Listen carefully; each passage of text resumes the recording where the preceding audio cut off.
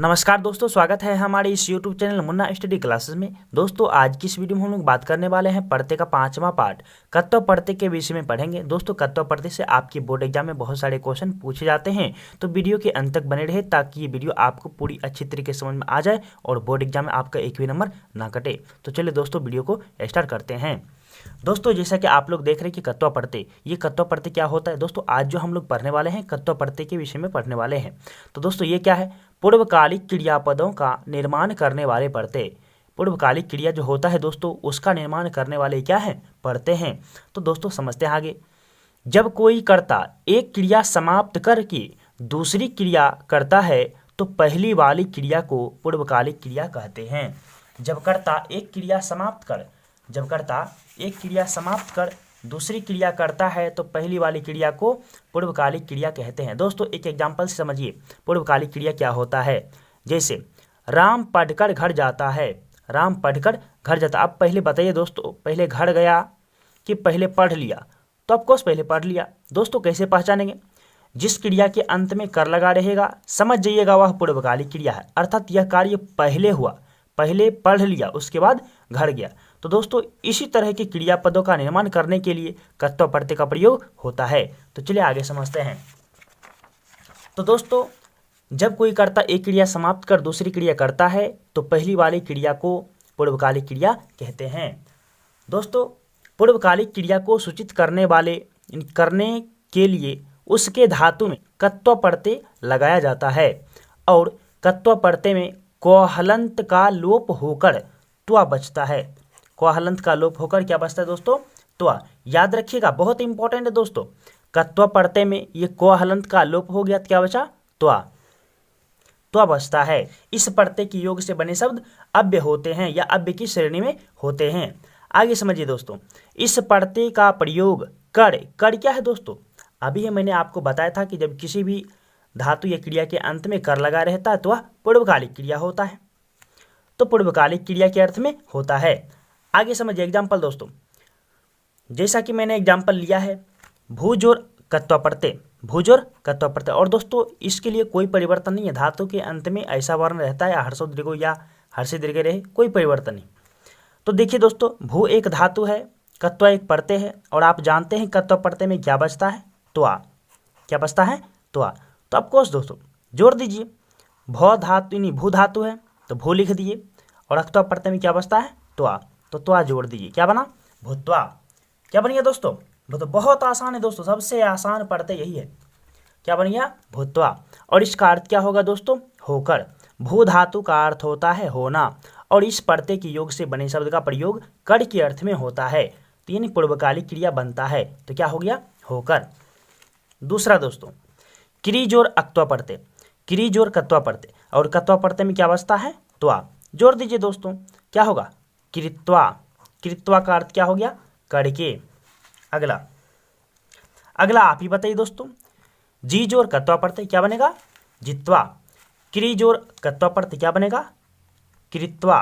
क्री जोर कत्वा पढ़ते क्या बनेगा? कृत्वा। तो क्री का अर्थ होता है खरीदना, तो क्या हो जाएगा? खरीद कर। अगला दोस्तों शुरू जोर कत्वा पढ़ते, तो शुरू जोर कत्वा पढ़ते क्या बनेगा? श्रुत्वा। श्रुत्वा का अर्थ क्या हो गया? सुनकर। अगला दोस्तों नीजोर कत्वा पढ़ते, आप बताइए दोस्तों क्या बनेगा? नीजोर कत्वा पढ़ते के योग से कौन सा शब्द बनेगा? तो क्या बनेगा? नित्वा। क्या बन जाएगा दोस्तों? नित्वा। नित्वा का अर्थ क्या हो गया? नी का अर्थ होता है ले जाना, तो ले जाकर। अगला दोस्तों धीरिजोर अक्त्वा पढ़ते तो क्या बनेगा? धीरित्वा। क्या बन जाएगा? धीरित्वा। क्यों बनेगा? क्योंकि कत्वा पढ़ते में त्वा बचता है, बस आपको जोड़ना है। क्या हो जाएगा? धारण कर। अगला नियम दोस्तों बहुत इंपॉर्टेंट जिसका नियम है दोस्तों, समझने का प्रयास कीजिएगा।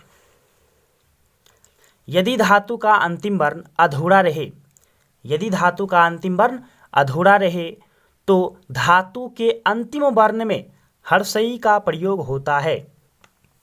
दोस्तों यदि धातु का अंतिम वर्ण अधूरा रहे, जैसे मेरा धातु है पठ, पठ मेरा धातु है और इसका अंतिम वर्ण क्या है? ठो। ठो क्या है? आधा। आधा कैसे समझेंगे? जिस धातु के अंत में या जिस वर्ण के अंत में हलंत लगा रहता है वह आधा होता है।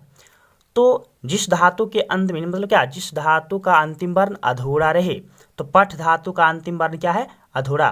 तो इसमें क्या जोड़ेंगे दोस्तों, पठ है धातु, तो इसमें हर्षई जुड़ता है, कत्वा पढ़ते का नियम है, और कत्वा पढ़ते में क्या बचता है, त्वा। बस जोड़ दीजिए दोस्तों, क्या बनेगा, पठ में हर्षई मिलाइएगा तो क्या होगा, पठी, क्या बन गया, पठित्वा। पठित्वा का अर्थ क्या हो गया, पढ़ कर, क्या हो गया, पढ़ कर। उसी तरह से दोस्तों इसका क्या बनेगा, हस एक धातु है, इसका भी अंतिम वर्ण अधूरा है, इसमें क्या जुटेगा, हर्षई, हर्षई जुटता है, और कत्वा पढ़ते में क्या बचता है, त्वा। जोड़ दीजिए, क्या हो जाएगा, हसित्वा। हसित्वा का अर्थ क्या हो गया, हंस कर। अब आप ही बताइए दोस्तों, लिख जोड़ कत्वा पढ़ते क्या बनेगा, इसका आप लोग कमेंट बॉक्स में आंसर दीजिएगा दोस्तों। अगला, चल जोड़ कत्वा पढ़ते क्या हो जाएगा, फिर वही बात, हर्षई जोड़ेंगे। क्यों जोड़ेंगे, क्योंकि अंतिम वर्ण अधूरा है, तो क्या हो जाएगा, चलित्वा। चलित्वा का अर्थ क्या हो जाएगा, चल कर। अगला, एक इंपॉर्टेंट इसका नियम है दोस्तों, बहुत इंपॉर्टेंट है। यदि धातु का अंतिम वर्ण मोहलंत या नोहलंत रहे तो उस वर्ण का लोप हो जाता है। यदि दोस्तों धातु का अंतिम वर्ण मोहलंत या नोहलंत आता है तो वह वर्ण खत्म हो जाएगा। कत्वा पढ़ते का ऐसा नियम है, और इसमें हर्षई का प्रयोग नहीं होता है, यानी उसमें हर्षई नहीं जुटता है।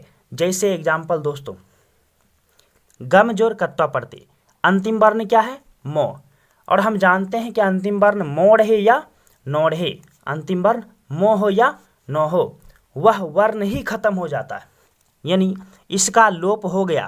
तो क्या बचा, गो, और कत्वा पढ़ते में क्या बचता है, त्वा, तो क्या बनेगा, गत्वा। गत्वा का अर्थ क्या हो गया, जाकर। अगला, नम जोर कत्वा पढ़ते तो क्या बनेगा, फिर वही बात, मोहलंत का लोप हो जाएगा, यानी ये खत्म हो गया दोस्तों। क्या बचा, नो, तो नो लिख दिए, और कत्वा पढ़ते में क्या बचता है, त्वा, त्वा लिख दीजिए। नत्वा का अर्थ क्या होगा, झुक कर या प्रणाम कर। अगला, हन जोर कत्वा पढ़ते तो क्या बनेगा, हत्वा, क्या बन जाएगा, हत्वा। हन का अर्थ होता है मारना, तो क्या होगा, मार कर, जिसका आप लोग बेसब्री से इंतजार करे थे दोस्तों। बहुत आसान है इसका ट्रिक, आप कोई भी शब्द को बता सकते हैं कि इसमें कौन सा पढ़ते हैं।